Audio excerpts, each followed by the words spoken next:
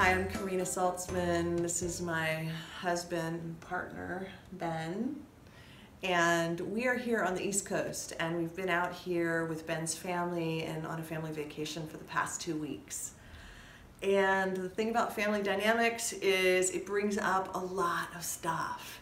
And so Ben and I have been in bed hiding out and talking about like the family dynamics. As it's all, the stuff is all happening downstairs, we're like up in the bed. What's happening down there? How come they don't do it like this? What's going on? Why is this person triggered about this? How would you be about that? I think that's a type 4 and they're getting triggered by the type 1 and this is what's happening and maybe it has to do with her childhood. So Ben is like, we should put some of this on video. We got to get this on video for people. Just as ways that we orient towards relationship that help us I would say disentangle from, you know, long fights. And it's not to say we don't fight or argue, but I think, yeah, or even like being mean or hurtful in a way that causes damage in a long-term relationship. Yeah, because if you are in a conscious relationship, and I'm using conscious here, if you're in a conscious relationship, you're gonna get triggered.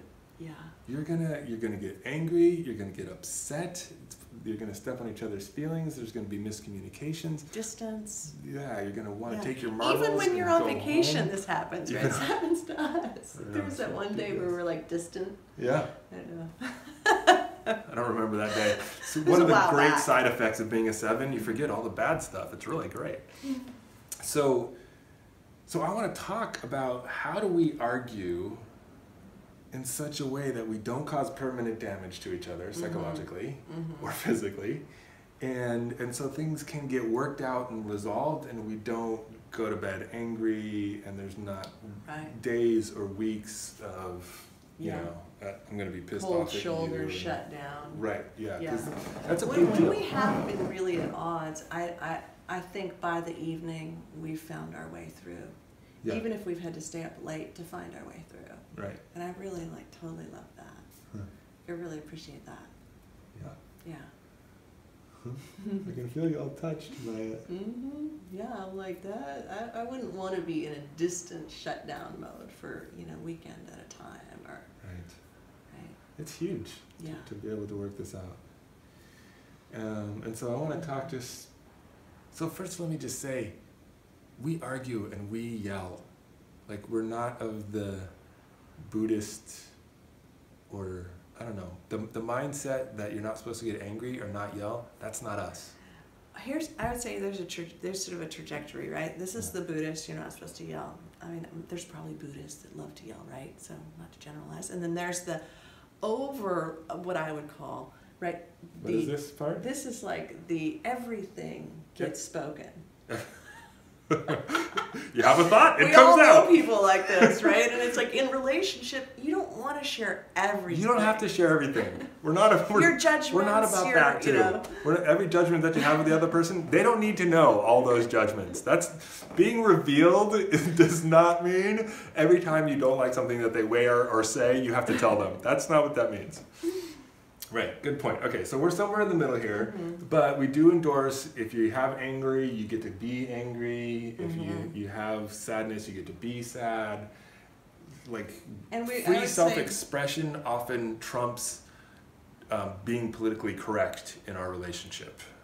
Like, and I would say one of the, I don't know if this is unspoken or spoken, but one of the pieces is that is really trying to bring it back to yourself and off the other person, right? Like you might have done something that hurt me, but it's like, can I actually not be in the blame or in the it's your fault if only you wouldn't have, right? Can I really just go, wow, that deeply freaking hurt me, and here's sort of where it hurt and how it hurt, versus the attack.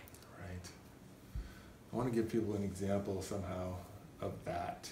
From one of our sides. When's the last time we got really hurt? Because this is a big one. This idea of that so often we believe if you just did it differently, my life would be great. Right. Right. Like as therapists and coaches, about half the time, that's what we hear. Yeah. Somebody comes in. Right.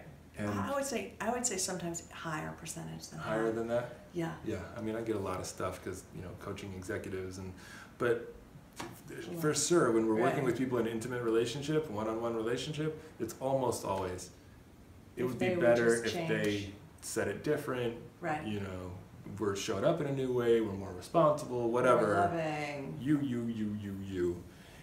And so it's such a flip to go, oh, there's something that's happening for me Right. that I'm getting triggered, and not make it your bad. Yeah, and I think it's recognizing, right, the feeling that's happening. Yeah, so I still want to give them an example. Do you Yeah. have one that's coming up?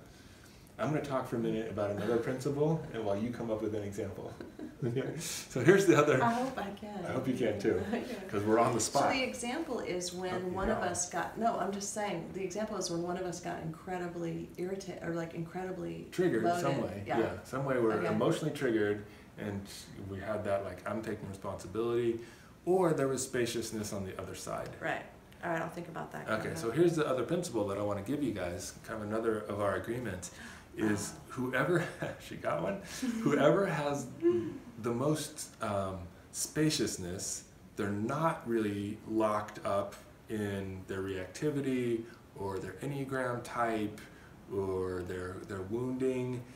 Whichever one has some more like spaciousness and distance from their stuff, they have the responsibility of actually supporting the other person and working through whatever it is that's coming up so they can get back to non-triggered, connected space. I would even say it's less about working through. Sounds a little bit in my mind. It pings me as like therapy. Oh yeah, not More as a like therapist. I would say more just like being with that person.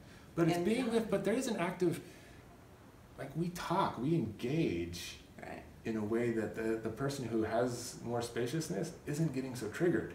Right. Like So they're an getting the other example person's world. or that something. may Yeah. be an example of this part two Yeah. was it was like a few months ago when you came home from traveling.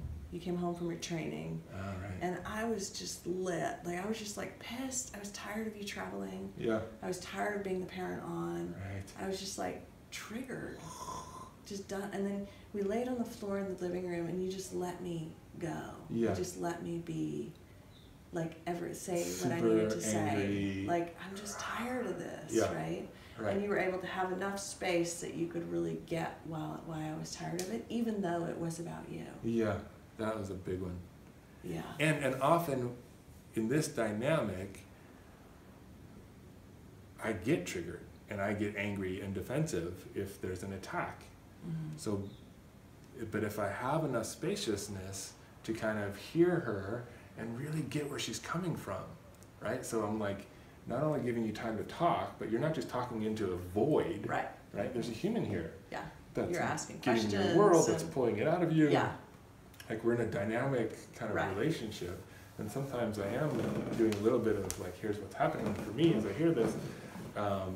But yeah, most of it is like I'm supporting you and getting all this out and sorting through your inner experience, and Mhm. you're letting me know, and I'm kind of receiving all what you got, because you got a lot.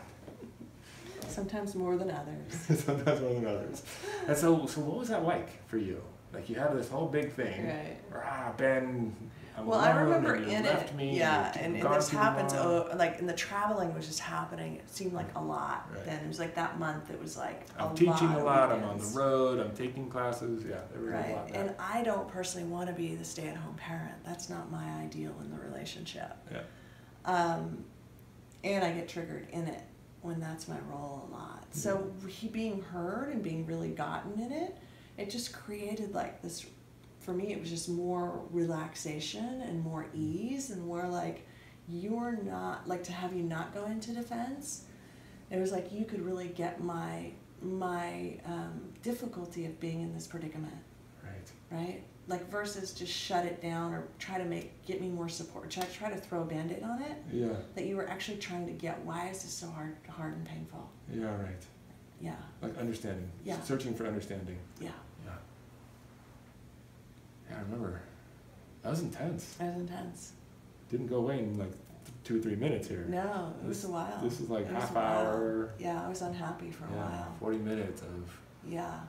being in the... Tired of holding down the fort. I'm tired of it. I just wanted to just tell you everything that I was sick of. Yeah. You know? Yeah. Sick of you traveling. Just all the holding, you know. Yeah. And so what's the principle that we're saying that was at play there, that we used? I think, you know, part of where we came back to is that when I want to do the wrap up for them. Right. Yeah. I want to come back to our original place of when we argue. Yeah. Right? How do we be with each other? Right. And I would say this is an example of when one person's triggered and the other person has a little more room, how they can support them. The other piece that I would add to the arguing is explicit agreement around we don't get mean with each other. Right. We don't go for the jugular. Yeah. We don't criticize each other. You know, maybe once in our relationship I've called you an asshole. Probably really felt it, or you've called me a name. Yeah. But typically we try to not go there. We'll just be like, oh my God, you're driving me freaking nuts, you know? Right, like we can swear too. We use the F-bomb. Like, yeah, and so that's like we can feel the anger, but I almost imagine like I'm feeling the anger over here and I don't get to say, you're Right. Right?